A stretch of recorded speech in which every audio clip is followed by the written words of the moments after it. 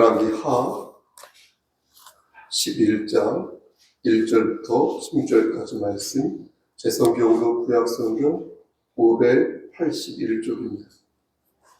교독 후에 합독하겠습니다. 열왕기하 11장 1절에서 16절 말씀, 구약성경 제 성경으로 581쪽입니다. 교독합니다. 아하시아의 어머니 아달랴가 그의 아들이 죽는 것을 보고 일어나 왕의 자손을 모두 멸절하였으나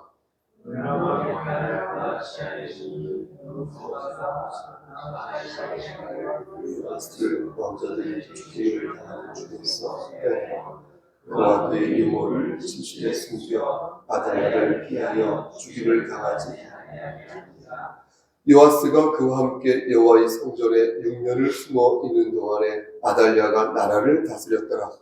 7째에 여호야다가 사람을 보내 사람의 백부장들과 권력들의 백부장들을 불러 데리고 여호와의 성전으로 들어가서 그들과 언약을 맺고 그들에게 여호와의 성전에서 맹세하게 한 후에 왕자를 그들에게 명령하여 이르되 너희가 행할 것이 이러하니 안식일에 들어온 너희 중 3분의 1은 왕국을 주의하여 지키고 3분의 1은 수로에 있고 3분의 1은 보이게 뒤에 있는 굴에 있었어. 이와 같이 왕국을 주의하여 지키고 안식일에 나가는 너희 중 2대는 여호와의 성전을 주의하여 지켜 왕을 호위하되 너희는 각각 손에 무기를 잡고 왕을 호위하며 너희 계열을 침범하는 모든 자를 죽이고 왕이 죽일 때에 심의할지니라.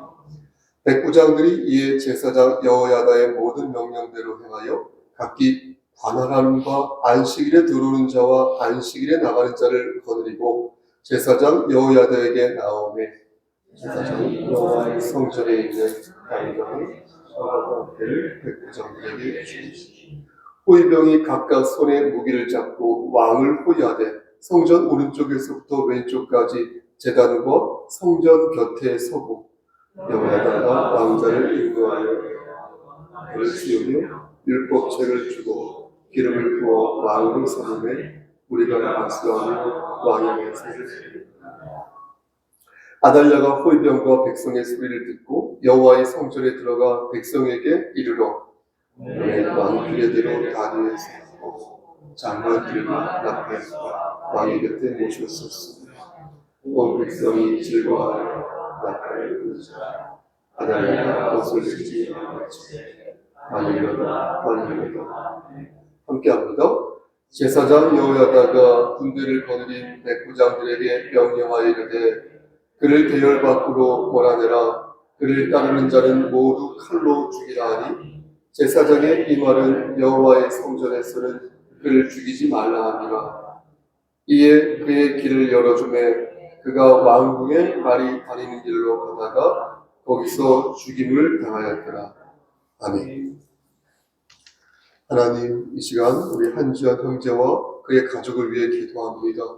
하나님께서 함께 하시고 인도하시사 끝까지 책임져 주시고 하나님의 자녀로서 아버지 세워주셨사오니 아버지 그의 영혼 변치 않고 천국 백성으로 끝까지 남아 하늘나라에 안착할 수 있도록 하시고 특히 아버지 직장 다닐 때에 그리스도의 향기를 바라는 자가 되어 머리가 될진데 꼬리가 되지 아니하도록 우리 한지연 형제의 삶에 강권적으로 역사하여 주시옵소서.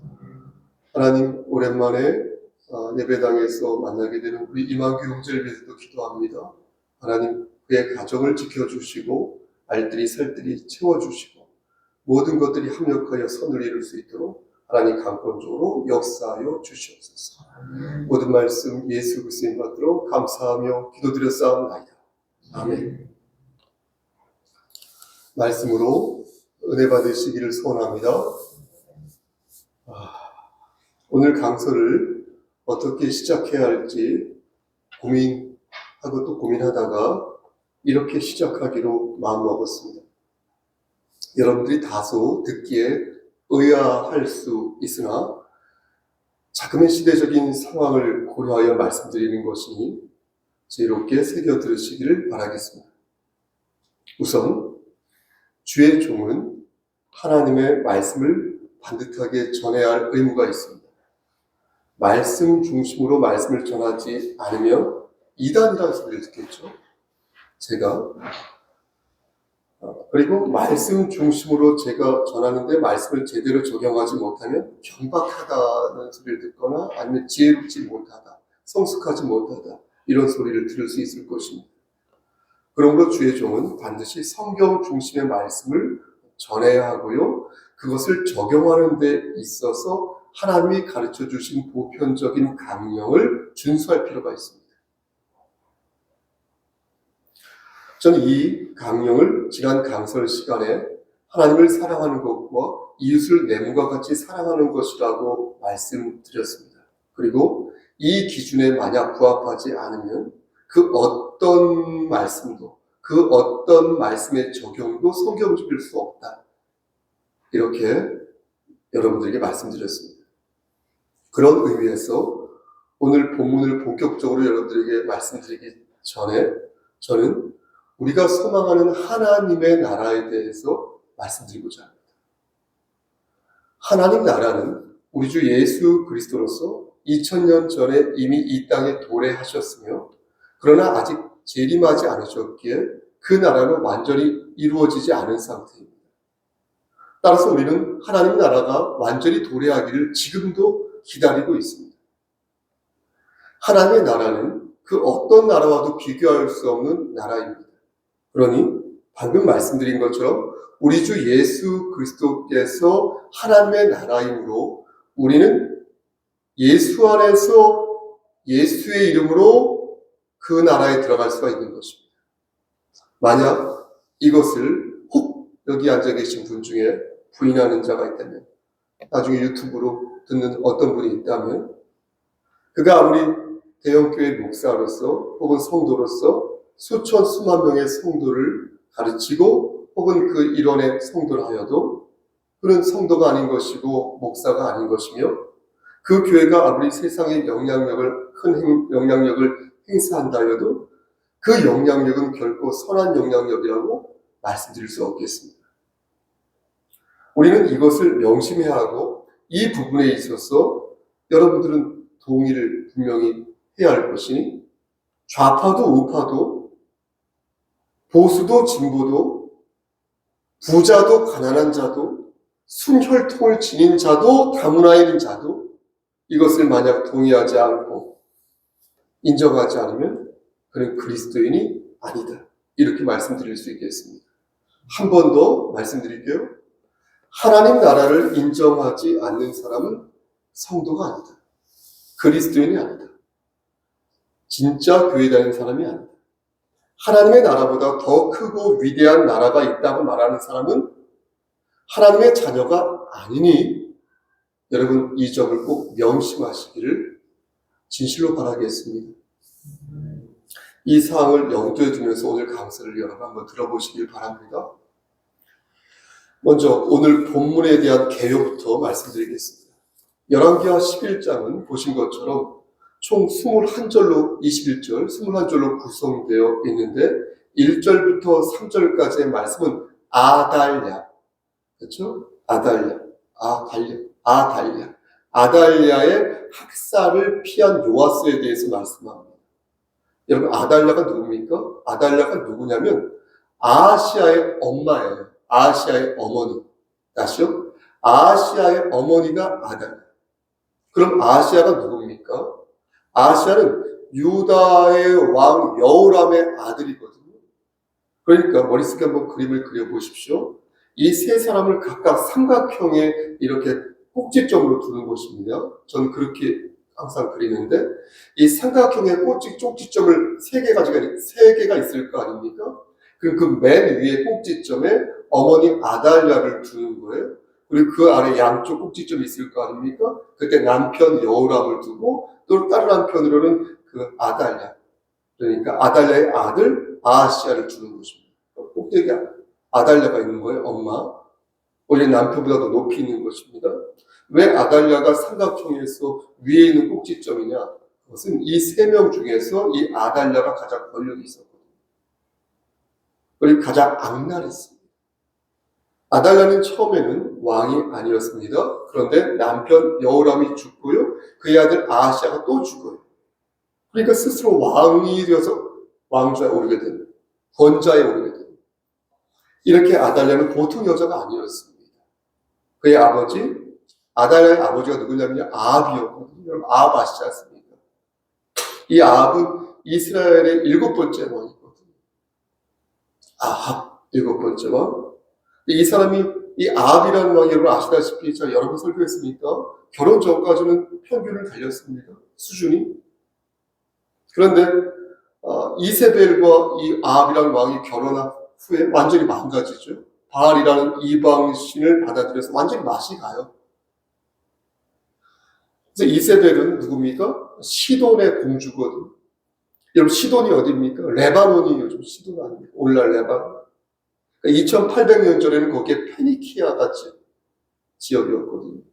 당시 그들이 숭배하던 신들을 찾아보니까 4개가 있는데 하나는 말씀드린 것처럼 바알이고요. 둘은 아세라입니다. 아세라는 바알의 딸이거나 아내이거나. 그리고 세 번째가 여러분 잘 아시는 몰렉이고요. 네 번째가 타니트, 맞죠? 목사님? 타니트입니다. 요 4개의 귀신들을 섬겼어요. 걔들은 신이라고 했죠. 바알은 번영과 비를 관장하는 신이었고요. 또 아세라는 말씀드린 것처럼 바알의 아내 혹은 그 어머니였고요. 딸이 아니라 어머니였죠. 제가 잘못 말씀드렸어요. 아내 혹은 어머니였고요. 또 출산과 이런 풍요의 여신이었습니다. 그리고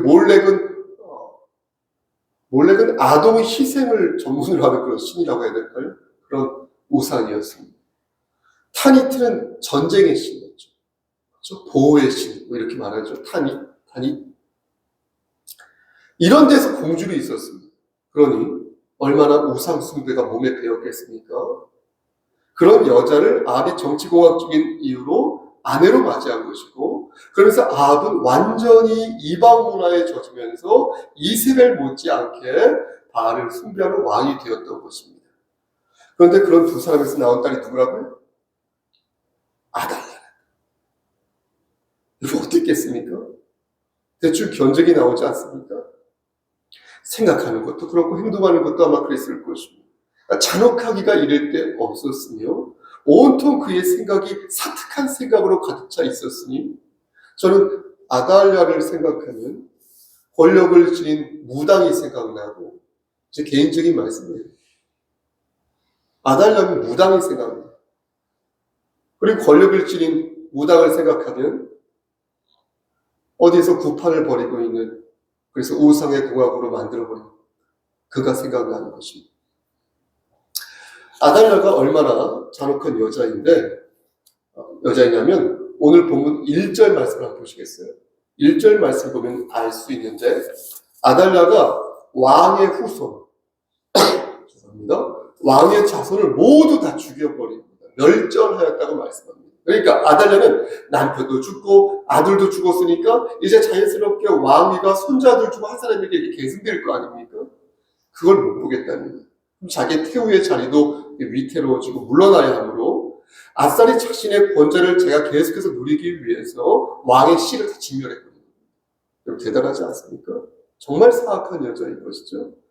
이런 걸 보면 그가 얼마나 권력지향적이고 목적을 달성하기 위해 수단과 방법을 가르치지 않았던 여자인지를 단박에 알 수 있는 것입니다. 하지만 하나님께서는 아달랴의 폭정을 가만히 두지 않으셨습니다. 제사장 여호야다를 들어 아달랴의 폭정을 폭로케 하셨고 다윗의 계보를 이어가기 위해 2절 말씀을 보면 여우세바라는 여자를 통해서 이 요아스라는 왕자를 애기예요. 1살, 2살짜리 얘를 침실에 숨기게 하셔서 훗날을 도모하게 하십니다. 하나님께서. 여기에 나오는 여우세바라는 이 여자는 앞에서 말씀드린 제사장 여호야다의 아내입니다. 같은 집안인 것이죠. 그러니까 크게 보면 하나님이 세우신, 여기 잘 들으셔야 돼요. 하나님이 세우신 제사장 여호야다 파와 마귀의 도구라 할 수 있는 그 아달랴 쪽이 지금 막 부딪히고 있는 상황인 것입니다. 머릿속에 그림이 그려지십니까? 하나님이 세우신 여호야다 파와 마귀가 세운 아달랴파가 지금 막 부닥치기 일보 직전이라는 폭풍 전야라는 거예요. 그 상황이 4절부터 12절까지 말씀이 그 말씀인데, 재밌는 것은 뭔지 아십니까? 여러분 9절 말씀을 보면 우리가 몇 시간 전에 본 그 TV에서 본 그 장면과 비슷한 장면이 여기 나온다는 것입니다. 우리 함께 9절 말씀을 한 번 더 합독하겠습니다. 백부장들이 시작. 백부장들이 이에 제사장 여호야다의 모든 명령대로 행하여 각기 권하라는 바 안식일에 들어오는 자와 안식일에 나가는 자를 거느리고 제사장 여호야다에게 나오매. 여러분 찾으셨습니까? 백부장이 예전에는 아달라 이 여왕을 이렇게 경호하였는데, 이제 돌변해서 아달라가 아니라 여호세바가 6년 동안 숨겨 키운 요아스를 참된 왕으로 받들기 시작했다는 것입니다. 그러니까 180도 노선을 갈아탄 것입니다. 누가 그들에게 진짜 왕인지 계보상 생각해 볼 때 왕의 아내가 진짜 왕인지 아니면 왕의 아들이 진짜 왕이 될 사람인지를 판단내렸다는 것입니다. 여기 한 가지 여러분들에게 말씀드리고 싶은 게 있는데요. 여러분 성경을 읽을 때 말입니다. 우리는 성경에 들어있는 하나님의 메시지를 찾는 데 주력해야 되는 것입니다. 말씀을 읽을 때 말씀에 나오는 그 줄거리를 있는 그대로 우리의 삶에 대입하는 게 아니라 그 말씀 기저에 흐르는 메시지를 찾아야 한다고요. 거기에 집중해야 한다고요. 만약 우리가 그렇지 않고 오늘 본문만 보더라도 백부장을 우리나라 경호처로 보고 제사장 여호야다를 어떤 신부나 목사로 두고 아달랴와 아하시야를 김건희 씨와 윤석열 씨로 둔다면 안 된다는 것입니다. 성경에서 말씀하시는 메시지를 찾아 그것을 생각할 수는 있어도 성경 말씀에 나오는 줄거리 하나하나를 그대로 기계적으로 대입하여서 그대로 적용하는 무식한 짓을 해서는 안 된다. 목사님들이 그렇게 많이 하더라고요. 머릿속으로 비슷하구나 이렇게 생각할 수 있어요. 저도 이렇게 생각하니까 비슷하다 진짜. 데자뷰, 기시효과 있을 수 있어요. 그렇게 생각할 수는 있어도 줄거리 자체를 기계적으로 대입하여 현실에 적용한다면 일반화의 오류에 빠질 수 있다는 거예요. 아니면 성경을 멋대로 해석하는 그런 잘못을 범하게 된다는 것입니다. 여러분 생각해 보십시오. 누구는 아달랴를 맞나요? 이재명 대표의 김혜경 씨인가요? 아내? 김혜경 씨라고 말하는 사람이 있을 수 있을 거 아니겠습니까? 그래서 아하시야를 이재명 대표라고 말하는 사람도 있을 거 아닙니까? 그러니 그런 식으로 말씀을 기계적으로 대입하면 안 된다. 안 된다. 다시 말씀으로 돌아가서 또 한 군데 흥미로운 대목이 나오는데 바로 12절 말씀이 되겠습니다. 제가 뒤에 좀 센 말을 하겠습니다. 12절 말씀이 되겠습니다. 제사장 여호야다가 어떻습니까? 12절에 요아스 왕자에게 이렇게 왕관을 씌우며 왕으로 기름을 붓는 장면이 나오는데 이 말씀을 가만히 보면 후반절에 무리가 이렇게 박수하면서 왕에게 만세를 부르는 장면이 나옵니다. 이 부분이 흥미로운 이유는 열왕기서에서 왕이 등극할 때 백성들이 기쁨을 표현한 부분은 솔로몬 이후로 이번에 처음이거든요. 여러분 왜 그랬겠습니까? 만약 하나님께서 여호야다의 아내 여호세바를 통해 요아스를 숨기지 않으셨다면 여러분 생각해 보세요. 그렇게 되면 다윗의 계보는 어떻게 됩니까? 어떻게 돼요? 끊기는 것이죠. 다윗의 계보가 끊기면 어떻게 되면 예수님이 안 나오시는 거예요. 못 나오시게 되는 거예요. 예수님이 탄생하실 수가 없게 되는 거예요. 요아스를 구해주셨기 때문에 다윗의 계보가 이어질 수 있었던 것이고, 그래서 약 820-30년이 지난 후에 이 계보에서 예수 그리스도가 탄생하실 수 있었다.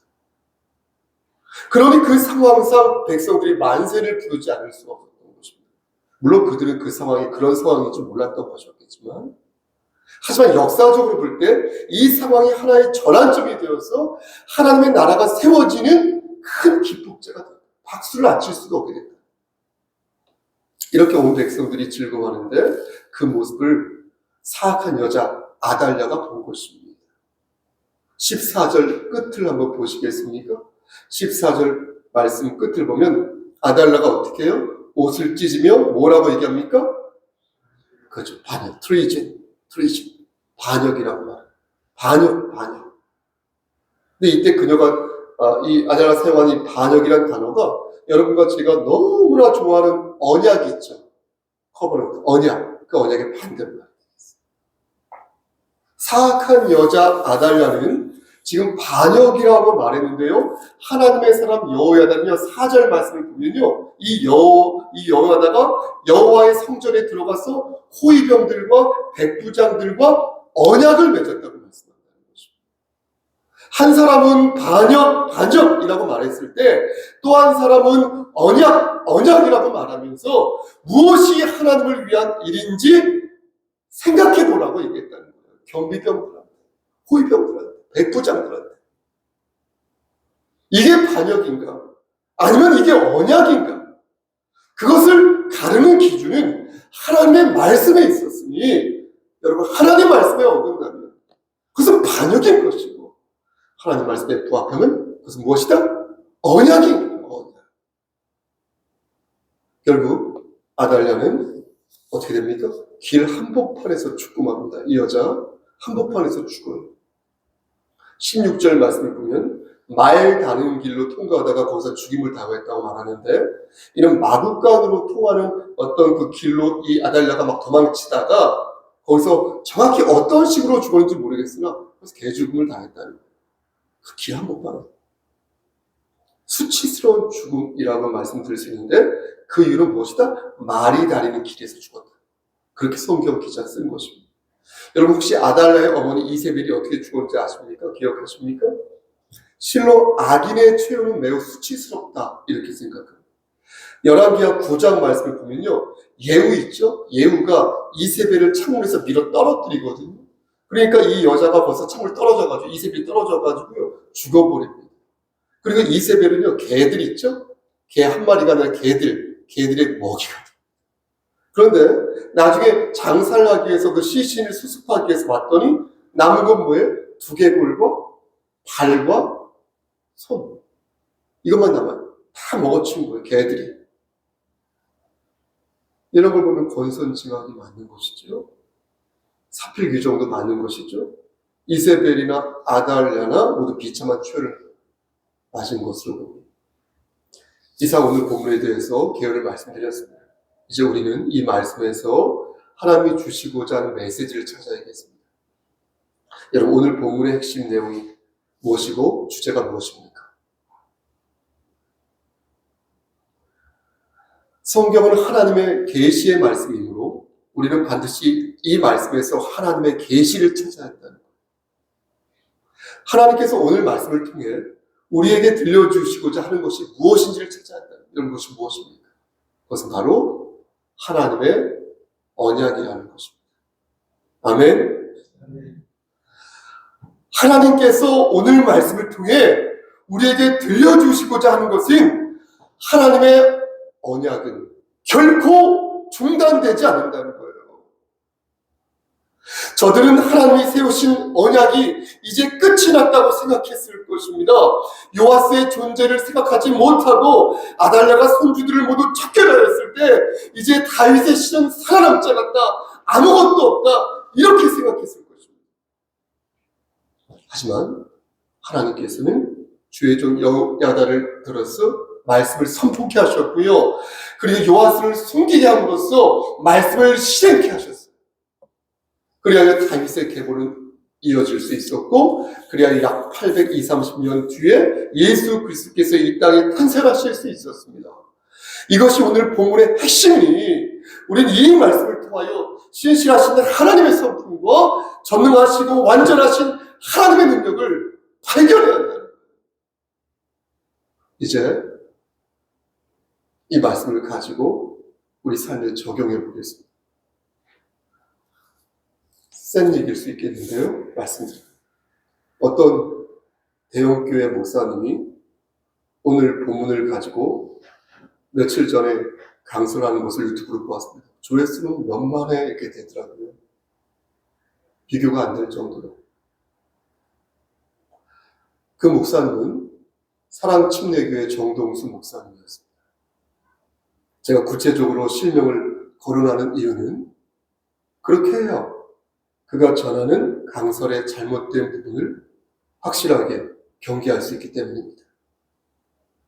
저는 정동수 목사님의 강설이 전부 다 잘못되었다고 생각하지 않습니다. 결단코.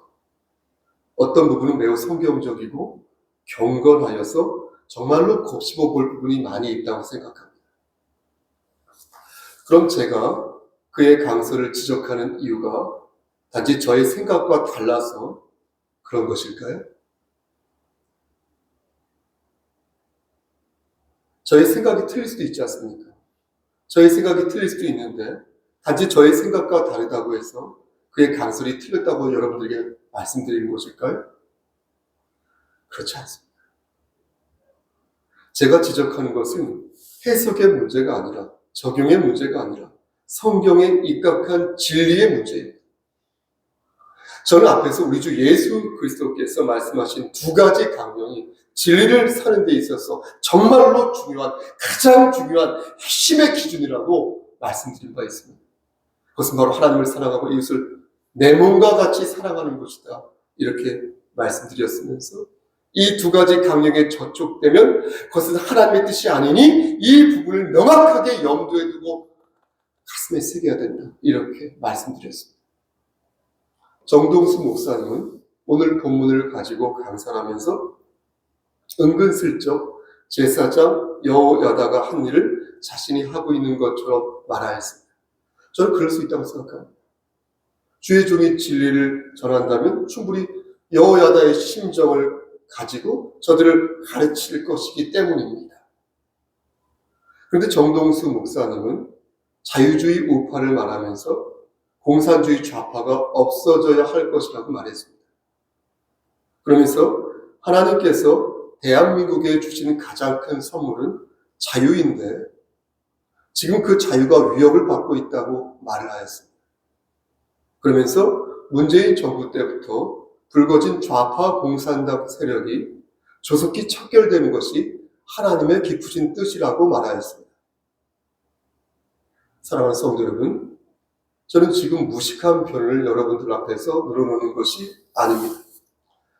저는 지금 하나님의 말씀을 여러분들에게 전하고자 하는 것입니다. 저는 정동수 목사에게 묻고 싶은 것입니다.